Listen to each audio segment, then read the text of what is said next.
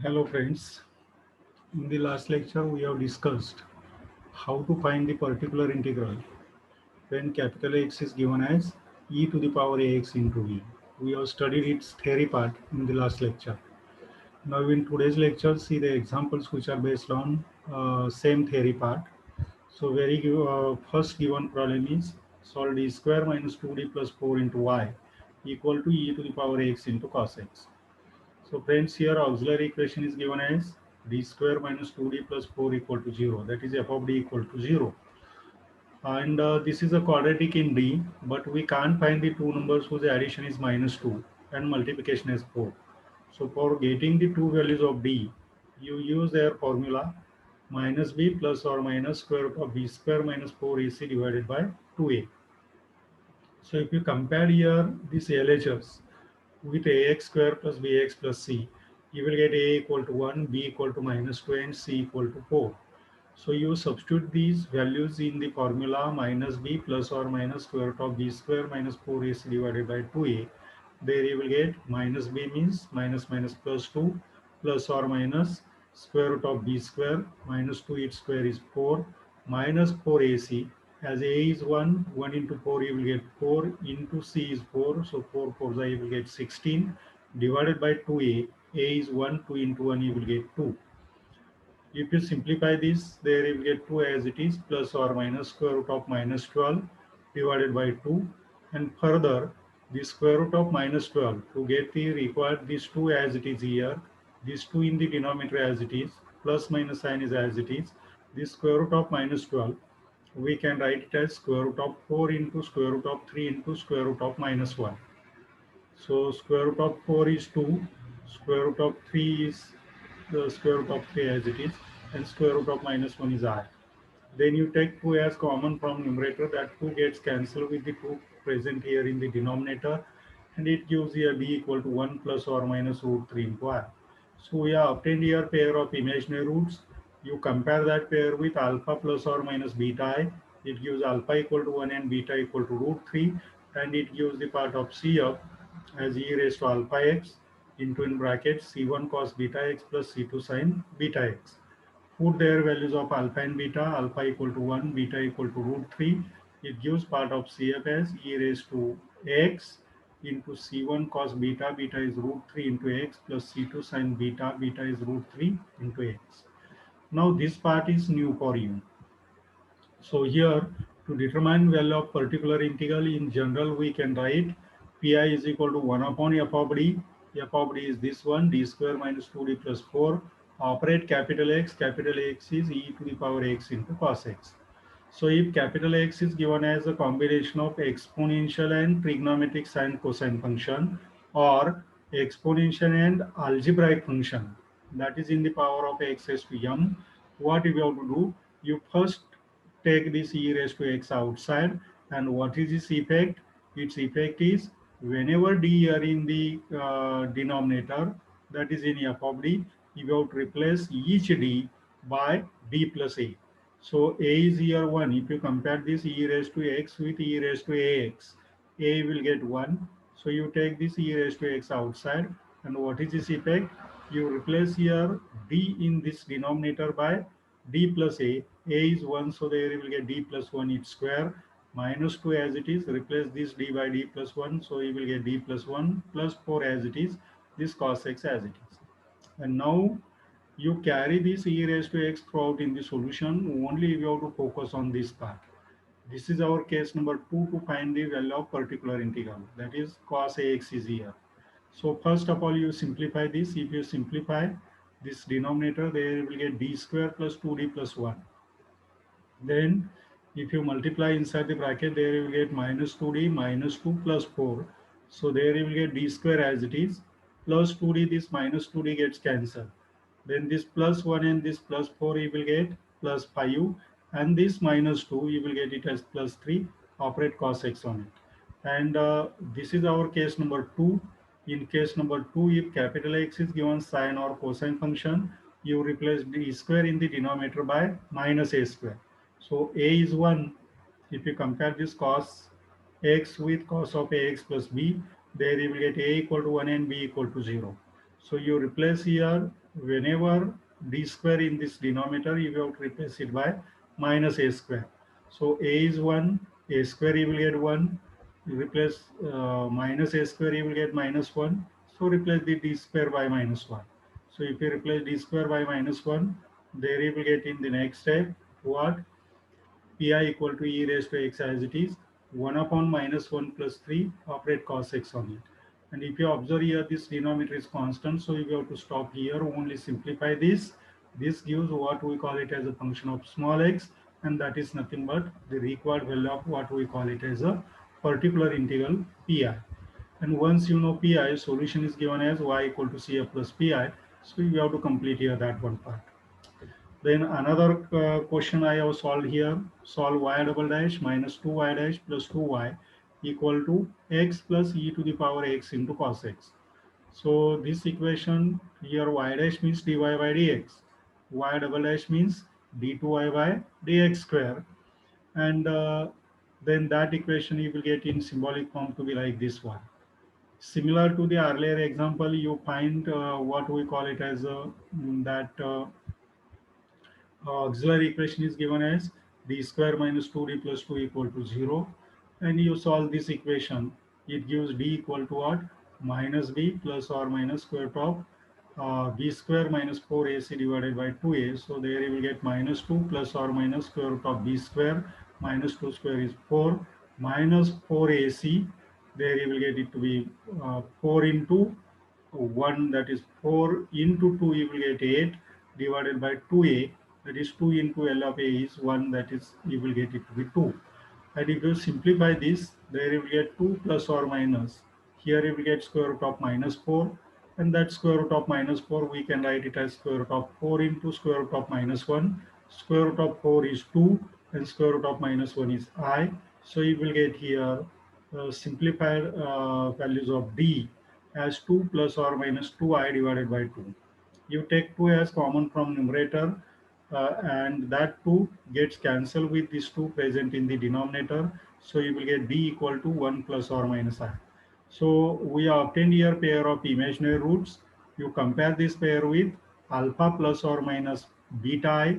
You will get alpha equal to 1, beta equal to 1. So its complementary function, you will get e raised to alpha x into c1 cos beta x plus c2 sin beta x. Put alpha equal to 1, beta equal to 1. So there you will get e raised to 1x into c1 cos 1x plus c2 sin 1x. But 1 into x is x. So CF you will get like this one. Now this part is new for you. Pi is equal to 1 upon f of d. F of d is d square minus 2d plus 2. Operate capital X on it. Capital X is x plus e to the power x into cos x. So here simply x is here. So you have to separate here two terms. Means particular integral regarding here this problem is related to two cases. Case number 3, then case number 4, and case number 2 also. So here you have to separate two terms. So first term you will get 1 upon d square minus 2d plus 2, operate x on it, plus there you will get another term 1 upon d square minus 2d plus 2, operate e to the power x into cos x on it. And then friends, this is our case number 3. So you find the lowest degree term in the denominator, divide numerator and denominator by that lowest degree term, and you try to obtain the denominator is in the form 1 plus function of d. So lowest degree term is 2. So divide numerator and denominator by 2. So numerator you will get 1 by 2, and denominator there you will get 2 upon 2, you will get 1, plus you will get these two terms divided by 2. And that is written here, operate x on it. This is our case number, what we call it as a 4. So e to the power ax into v is given. Then you first operate e raised to ax. And what is this effect? Whenever d in this denominator, you have to replace d by d plus a. So first you take e raised to x outside. Then what is this effect? Whenever d is here in the denominator, you replace d as d plus a. If you compare this e raised to x with e raised to ax, there you will get value of a to be what? 1. So replace here d as d plus 1. And this cos x remains as it is there. Then this half you will get outside here. This is in the form 1 plus function of d. You write it in numerator, you will get 1 plus function of d raised to minus 1. operate x on it as it is.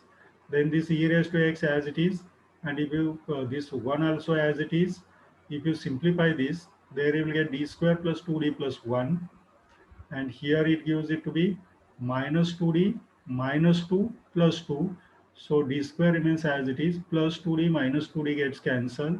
Then here this plus 1, and this plus 2 you will get plus 3, and this minus 2 you will get it to be plus 1. Operate cos x on it.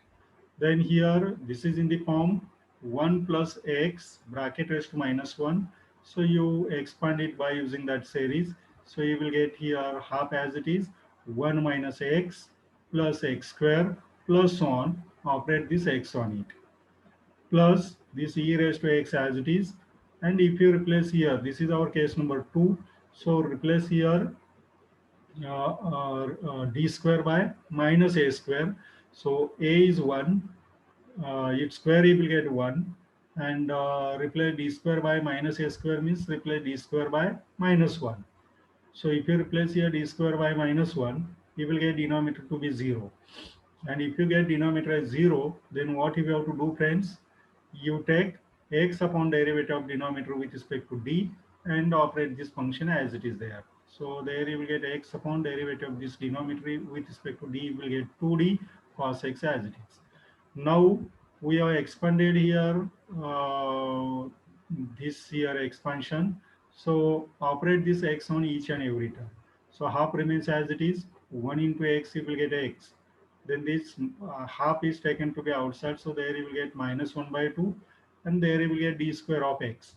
D square of x, it's meaning second derivative of x. So first derivative of x with respect to x is 1. So second derivative of x with respect to x, you will get it to be 0. So second derivative onwards, all derivatives of this function are 0. So d square of x, you will get it to be 0. Then this minus 2 as it is into d of x, means first derivative of x with respect to x is 1.